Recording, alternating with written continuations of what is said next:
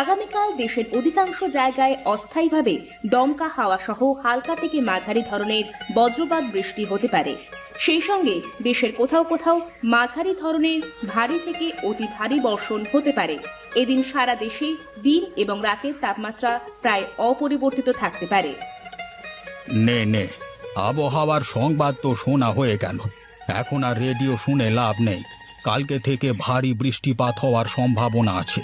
আরে আমরা তো বেঁচে গেছি, আগে আগে সব ফসল কেটে ঘরে তুলে ফেলেছি। হ্যাঁ গো হ্যাঁ, আমার তো আরও 1 সপ্তাহ আগে ফসল উঠে গেছে, কিন্তু তাকিয়ে দেখো মাঠে প্রায় অর্ধেক লোকের পাকা ধান রয়ে গেছে। কাল থেকে যদি ভারী বৃষ্টি হয় তাহলে তো মানুষের বিপদের কোনো শেষ থাকবে না গো।